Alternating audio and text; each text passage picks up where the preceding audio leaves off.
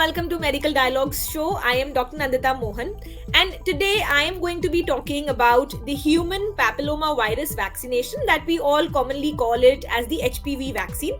And there are many questions that one has regarding this particular vaccine, as in who should get the HPV vaccine, who should not get it, and what are the different types of HPV vaccines known to us. Now, to explain to us in detail about this concept, we have with us an esteemed healthcare professional, Professor Dr. Jugal Kishore, who is the Director, Professor and Head of Community Medicine at Vardhman Mahavir Medical College and Safdarjung Hospital, New Delhi, India.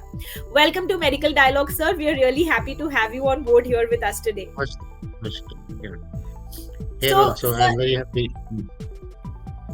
Great, sir.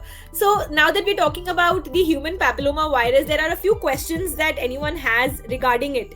So if you could just give us a broad overview on explaining the brief role of the HPV vaccine and actually what diseases does it can actually prevent. Yeah, the viral infection is associated with cancers. We have found out it is when we got this HIV. So we have the skin cancers, then hepatitis, then we have this hepatitis B virus can give rise to the hepatitis cancer, hepatocellular cancer. Similarly, it has been found our cervical cancer is linked with our HPV infection. And later on we found that we can develop the vaccine, and that is why they are known as a cancer vaccine. Although cancer is supposed to be a deadly disease and we don't have treatment, so now we have the such kind of prevention, early detection, treatment, and also rehabilitation. So all levels of prevention is possible of all kinds of cancers. So when we have the technology, why not it should be used in a much better way. The HPV infection actually is very common. It is started as soon as you have the sexual activity, and this can range from different types. Variants are there, like everybody now understand, because of the COVID infection we have various kind of variant. Similarly, we have H1N1 infection. Again, we have the various kind of influenza virus coming every year. A different kind of strain comes. Similarly, we have different strain in this infection, and 16 and 18 strain is quite very infectious and give rise to this cancer of the cervix. So the link of these two variant is quite high, but it is also associated with oral cancers and part of the penis. So infection can occur in male and female, but majority of the cervical cervical cancers are linked with HPV infection. That is why HPV is very consistent, second most common cause of cancer. Yes, sir. So that was, I think, a brief overview about why there is a need for the vaccine. So now that we're talking about this in particular in detail, if you could explain to us, at what age should this vaccine be administered? What is the age group that people actually should get this vaccine done? Yeah, the vaccine, as we all know, that vaccine, as soon as that part occurred, then we give a certain vaccine. But it has been found that in the beginning, the sexual activity is not there. But as soon as they become the sexual active, particularly end of the adolescent, so vaccine should always be given before the risk starts, and the risk start at the end of adolescent. So if we give the vaccine around 9 year or 12 to 15 year is most appropriate time. The WHO, USA, all recommend that it should be given before 15 years of age, and the Govt of India also accept that before 14 years of age this vaccine should be given, but not before the 9 years, because it is unlikely to have any kind of risk before that. But it has to be given before you start some kind of sexual activity, so you have the prevention from these viruses. Very, very true, sir. Definitely that is the peak age group. And now should it be taken by only males or only females, or even children? As you mentioned, the age group 12 to 15 is the ideal age group. So is there any particular gender predilection, that is gender specific, that this vaccine should be taken only by those? The cervical cancer is more in female, and we don't have in male. But in male, we found the warts and some of the cancers. In oral sex, the oral cancer is also found. So maybe you can say, if you want to prevent the cancer in male and female, then both the sex should get, the gender should get this vaccine. All kinds of people should get the vaccine if there is a risk. But when it comes to public health, then the government has to think in terms of that, how much risk is there, how much cancer proportion is found in particular gender.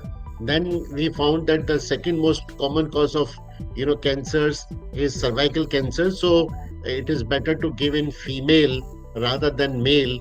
But if people can afford, I think all should get it, but not before the age of 9, because it is already said that the age group is started when the person become the adolescent. Yes, noted. Definitely. So now, does the Government of India intend to include it in the universal immunization campaign, immunization program? Is this vaccine included in it? Yeah, because the government is committed to have the best possible treatment and management of the cancers. It is determined that majority of the cancer should be reduced to very low level. The reason is that once the cancer occurs, the treatment is so costly and no government can afford. So always it is better to invest in prevention. Therefore, majority of the vaccines like the hepatitis is already part of our vaccination, universal vaccination program. Similarly, if we include this HPV vaccine, it is going to be beneficial for the to the community, and the government can get a benefit out of it, because we can prevent the almost 80 to 90% of the cervical cancer, because the relationship of HPV infection is causing this cancer is almost more than 90%. So if we can prevent this infection, definitely it is going to be useful. So this time the government has already taken decision, and they have promoted the indigenous development of the vaccine. The Bharat Serum Institute has already taken the steps forward, and the government has already approved Cervavex vaccine. Most probably in a very short period, maybe it will be included in national immunization program. That will be one good achievement and one good development for the future, definitely, sir. So now, next, if I may ask you, what are the potential adverse events that are associated with this vaccine? Yeah, when we talk about adverse event, initial phase when it was under the trial, some event has occurred in South, and 4 children died. Then later on, it was reviewed by the government body and also ICMR, and we found that none of the deaths related to the vaccine. And because of this, news come in the media, and the government has to stop the experimentation also, and the trial was stopped, and then inclusion of this vaccine was stopped. And then it delayed to almost 15 years. So we could have, started this vaccine 15 years back and could have saved so many lives. But it has been found that it has no, mortality. Till now, we have not found any mortality due to vaccination. The minor, side effects are always there with any kind of vaccine when we give to anybody. Maybe I think at the site of the injection, you may have pain, swelling, sometimes irritation, fever could be there, but usually they are very minor in nature, and one should not worry about it.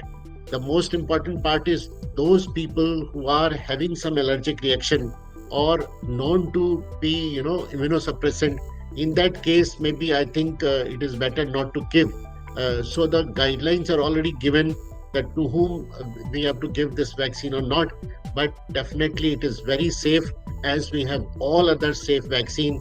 Like government always include the vaccine in national immunization program after thorough review that this is not going to have any kind of major side effect. Very true, sir. So, now lastly, if you could just give us your recommendations. What are your recommendations for it, and do you consider it to be an essential part? As you mentioned that the government will eventually start to include it in the universal vaccination program. So, do you consider it to be an important step? And now that you've also mentioned to us about the adverse event, do we have a system in India for tracking these adverse events as well? Yes, we have a body which is looking after the adverse event after the vaccination. It has been found in COVID vaccine. All the adverse event has been tracked down and recorded. Similarly, in national immunization program, we have the system of recording all kinds of adverse event after the general vaccination. So similarly, if it is included, I think we will be having all the information of track down of this all kinds of side effects or adverse events. Uh, as far as my view is concerned, definitely from the public health point of view, we are always promoting the vaccination because it's a first or a primary level of prevention should be promoted by all government, because the primary care is much better, better to be invested in, than to invest in the secondary and tertiary care. The primary is specific protection. We are specifically protecting those people who are at risk.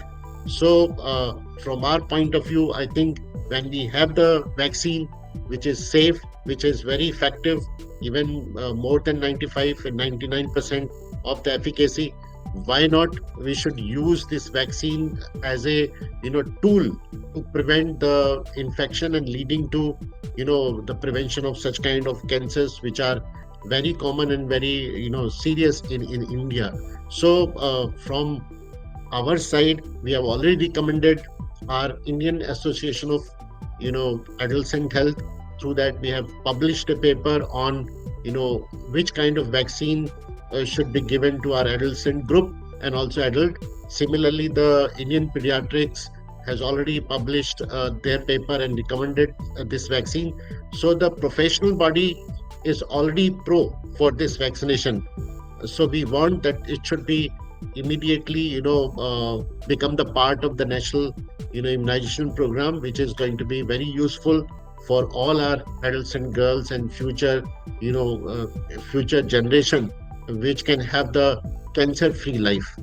Thank you so much, sir. That was actually a very nice explanation of how and why it is important to get this vaccine done. So, thank you for joining us today at Medical Dialogues. It was lovely to be interacting with you and also gaining all your valuable insights. Thank you so much, sir. Thank you. Never miss a medical update from Medical Dialogues. Like, subscribe, and press the bell icon.